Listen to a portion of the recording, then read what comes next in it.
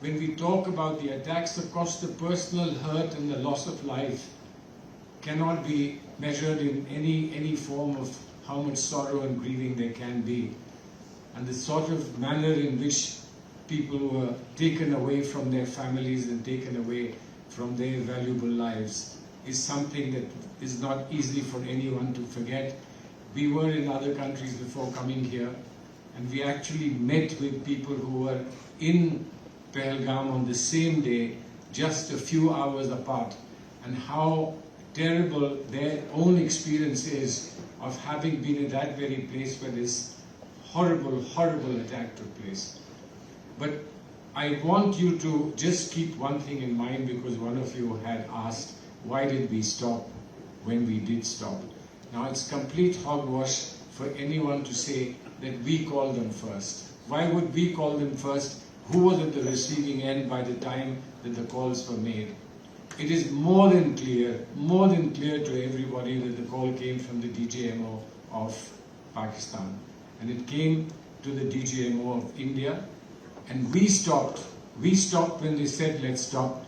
But for several hours after we had said that we will stop, and we then didn't send any further attacks on them, the shelling across the border and across the line of control continued. For at least 3-4 hours, there were violations of the ceasefire once again when the shelling continued, making it very clear that in Pakistan nobody seems to be in control. Certainly the civilian government doesn't seem to be in control.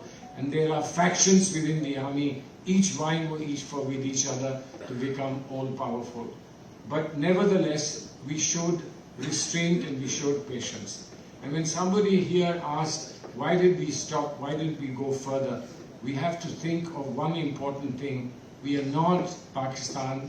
We are much larger than Pakistan. We have a greater role in the world. We have a greater role in the world. If we had continued to fight, would we have received the warm reception that we received in Indonesia when we met the dignitaries in Indonesia yesterday and today? We got respect not only for our strength, but we got respect for showing the confidence in our strength that we had to do certain things to teach Pakistan a lesson. We did.